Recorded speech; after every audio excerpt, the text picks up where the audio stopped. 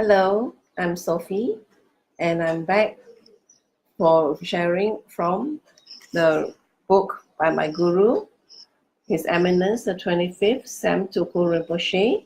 It's a book on Compassion Conquers All. Teachings on the 8 verses of mind transformation. The method to help us out of suffering if we were to practice it and realize the true meaning of it. Today I will be doing part 1, Renunciation, giving up selfish concerns. It is page 27 and the title is Motivation, the 8 worldly concerns. When we do any kind of Dharma activities, lighting incense, making prostrations, making offerings of flowers, giving donations to the temple, giving dana to monks, sweeping the temple, driving or buying supplies for the temple, being committee members for the temple, meditation, chanting, anything, it should be free from the 8 worldly concerns or the 8 worldly dharmas. Dharma means conduct.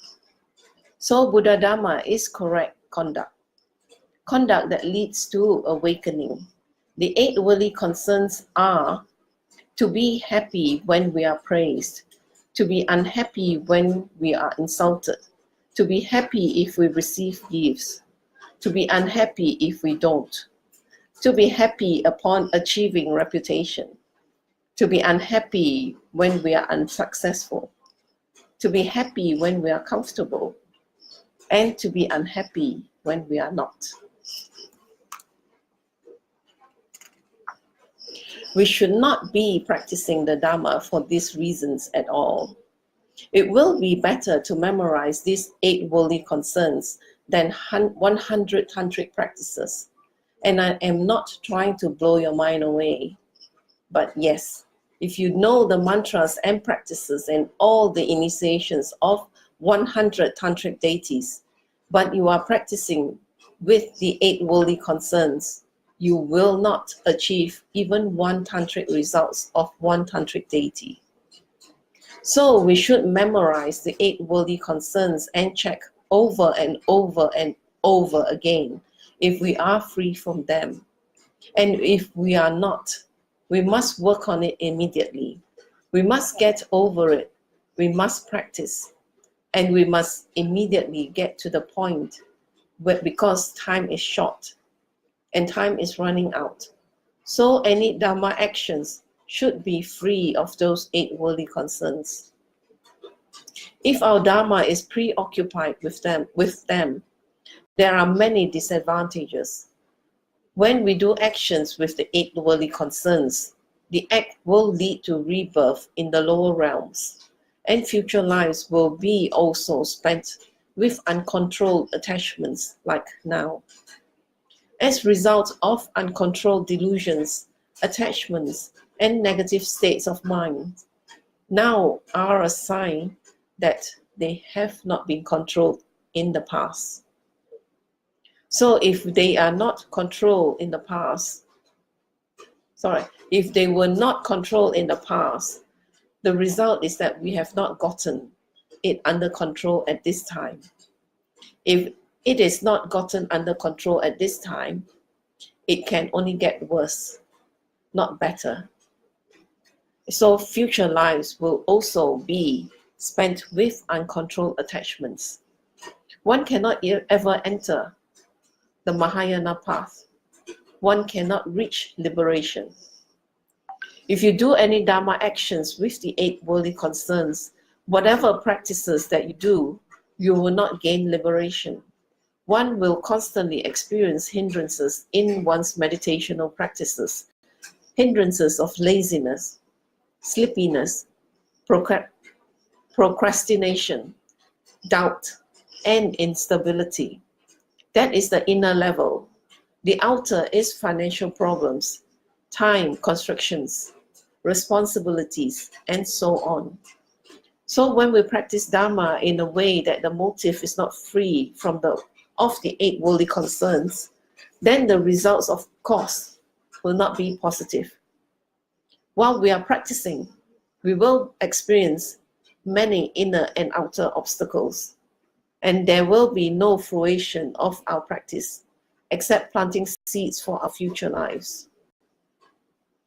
The practice then becomes only a service to the 8 worldly concerns.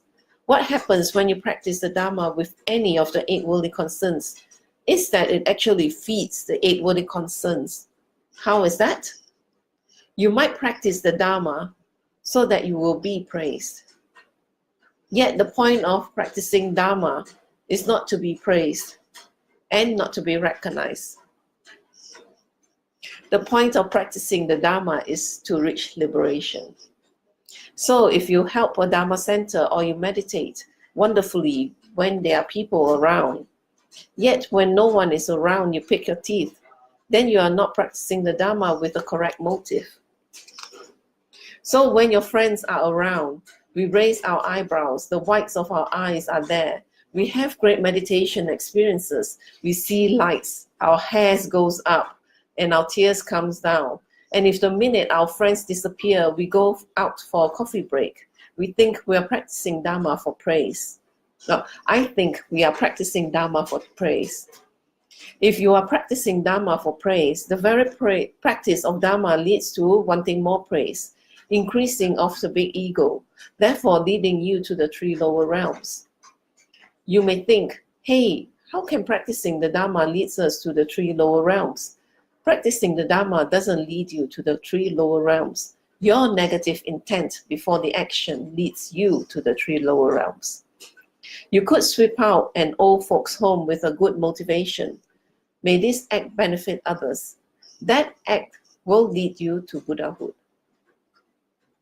You can sit in front of Jai Tsongkhapa and meditate for 5 hours and meditate on the US dollars and meditate so your finances move up and that you can get more wealth phase, some wealth mantras, some wealth pujas, and that you will pass on everything to make it on Sunday for the wealth prayers. Then if you meditate for 5 hours in front of Jai Tsongkhapa, you are meditating on for material wealth, for material gains. Meditation doesn't mean fulfillment of your worldly wishes. Meditation and practice is for enlightenment. Therefore, when we do practices for the reason of getting praise, how can we label that Dharma practice? This is definitely not Dharma practice. In fact, the very motive makes the act result in the fruition of more negative karma. So when we start practicing Dharma, instead of our wish to get praise decreasing, it actually increases. The more we go to a Dharma talk, the more we know, the more empowerments, the more teachings, the more knowledgeable, the more scholarly we become. The more advanced we do it, the more we chant, the more we can teach, then the bigger our ego, the bigger our pride, the bigger our arrogance. Everything becomes bigger. And the whole point of learning Dharma is to decrease these points and to, in fact, annihilate or destroy those points. So when you practice Dharma with the wrong motive from the beginning, it is not the Dharma teacher, or the Dharma environment that is at fault. It could be your ignorance at fault, or it could be that you know it and you have not applied the antidote hard enough. It is definitely not the Dharma. I always use the example that if you do not know how to drive a car and the car has a accident, it is not the fault of the car but the driver. So if you do not get results from your Dharma practice, it is definitely not the Dharma. Dharma itself, it is not the center. It is not the Dharma students. It is you, yourself. Because if Dharma has no results, our altars should be empty. There should be no enlightened beings. So we would be prostrating to empty things. And there would be no living enlightened masters today, such as His Holiness the Dalai Lama, His Holiness the Great Karmapa, His Holiness Shakya-Trinzin, His Holiness Drukgyal Rinpoche, His Holiness Dilgo Khyentse Rinpoche, and His Holiness the Great Ganden Tri Rinpoche. There would not be any enlightened masters around, like my master, His Eminence, the Great Khenso Rinpoche. They would not be around. But there are living beings around that are enlightened and highly realized and extremely beneficial for others. The great Chinese Mahayana master, the nun Reverend Chen Yan in Taiwan, definitely she's a master of practice. She's doing a lot more than I can ever do. She must be advanced in her practice to be able to do that. So there are living examples around us of people who are practicing and practicing correctly. Therefore, why are we not getting those results? We must point the finger back at ourselves, not at the Buddhas, the Dharma, the temple. Oh, I couldn't listen because it was so hot and I was sweating. It was not my fault.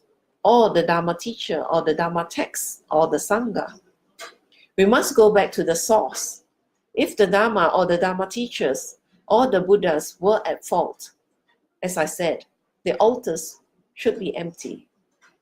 But because there are living representations of the result of correct Dharma Dharma practice, the Dharma must be correct and we ourselves must be at fault. But we should not be despondent or depressed. If we are at fault, the fault is impermanent, dependent on conditions. Therefore, we can change the conditions and bring an end to the wrong practice and start on the right practice. So when we do Dharma practice to get praise or to avoid insults, there is a very low aim. That is a very low aim. And the minute we don't get praise, we stop doing Dharma practice. So the fault is not Dharma, it is the motive. If we do Dharma practice to get gifts, to avoid not getting gifts, to get ang paos, which is the red-colored envelopes containing money, which are traditionally used in Chinese custom as gifts or presented to the lamas or sanghas as a sign of respect. That's what the ang pao is. And all that, the minute we don't get it, we get upset. Again, it is not Dharma, it is our motive. If we do Dharma for good reputation, oh, he is so good, he's so holy, he is such a good person, he is a family person, he also goes to the temple and he's so wonderful. The minute we stop getting praise, we suffer, we feel despondent, we don't want to meditate, we don't want to practice, we don't want to join the temple, we don't want to listen to the Dhamma, we don't want to meditate, and we become despondent. Why do we become despondent? Not because we have not gotten the results, but the actual reason is the very motive that we started with, out of ignorance, was wrong. So the Dharma is not at fault. Then we wish to get the Dharma to receive some material gains, success. So we go to the temple to listen, hoping it will change our luck. We go in front of the altar, kowtow to change our luck. We make offerings to change our luck. We listen to the Dharma and recite lots of mantras. We go to empowerments to receive great blessings to change our luck, so that we can hit the lucky number. Our economic situation moves up and we can get rich. I get a lot of this question from people. I've been chanting and praying. Why isn't my business moving up? Because the very reason you are chanting and praying is not for your business to move up. So you should be chanting and praying regardless of whether your business moves up or not. Otherwise, the minute your business doesn't move up economically, you go down. Of course, it is a normal human reaction that you feel sad and unhappy. But that is when you should actually increase your Dharma practice and increase your Dharma energy. You should take advantage of the situation. If we practice the Dharma to move our economic situation up, that our company moves up, we can make more money, our stocks goes up, whatever. And if that doesn't happen, we become despondent. We have used the Dharma for a short-term benefit, and we don't derive the ultimate benefit from the Dharma, which is complete freedom from suffering, not just business moving on. When we practice Dharma, when we see lamas get their divinations, get blessings, do rituals, and sponsor pujas for the sake of simply receiving wealth, increasing our wealth as an end in itself, then the Dharma has been brought down to a very low level, and the full purpose of Dharma is not fulfilled. Then we should not practice Dharma with the intent that it will move our economic situation up, or to avoid the economic situation from going down. If we do that, our rebirth will be in the spirit realm. So with that, I will end my sharing session today and continue in my next session. As you can see, motive plays a very important role in our practice.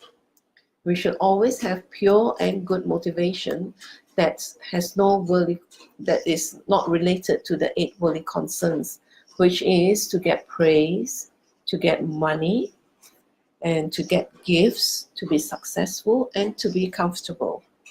And the moment that we do not receive those, then we are unhappy and we don't practice Dharma anymore. So that is basically, we are practicing Dharma to, actually fulfill a very low motive. And the Dharma actually can bring, freedom out of suffering. So why do we limit ourselves to having set our motive at such a low level, which is to fulfill our 8 worldly concerns? So as that, I'll end the session now, and I'll continue on in a while. So with this, I will end the session with the Tibetan, in Tibetan, the completion dedication. Jangjab Senjo Rinpoche, Make Panam Geishi, Gepanam Pame Payang, Gani Gondu Pewashu, Tony Jongwa Rinpoche, Make Panam Geishi, Gepanam Pame Payang, Gani Gondu Pewashu, Dasojini Sapagi Wadi, Tatandroa Gunagampada, Japan Jesu Losan Tapai, Tamping Nimpor into Sa Sesho, Ewa Kundu Yandalamada, Dramichoki Palalon Chojing, Sadam Bangi Yaterazoni, Doje Shangi Opangatusu, Gewadi, Yududa, Lamasangi Duyuni, Drowachi Kamalupa, De Salago. Pashu, Joki Kapusungapa, Josunam Papewala, Geki Samasiwada, Tuki Malu Sawashu. Dadam Songi Dusunda, Drewa Songi Latini, Gewala Santrapai, Tapayu Riba, Yushi, Nimodele Sendele, Nimigo Yandeleshi, Nisintaka Delepel, Kunchu Sungi Jingilo, Kunchu Sungi Ngoduso, Kunchu Sungi Trasi, Sho, Jesunama Kusen Rapting Ching, Nam Katrini Choju Kebada. Lasam tempe draw me subsungi, draw a musa tatuni, you she come away wrong with coalition come then, bend and down on Mali go in a challenge it 110 get so chapeshi de badu thank you she home tumping out from Malupa, then the Dala sound to so, God and then Palong Chotnam, gave us so shake shook then sound. Sorry, there was one part that I had a smile when I was reading it, and it actually brought to mind how wrong, sometimes we set our motives, our motivation, and I myself too, I need to really always be mindful to realize how precious the Dharma is, and not to set such a low motivation for myself. So with that, thank you.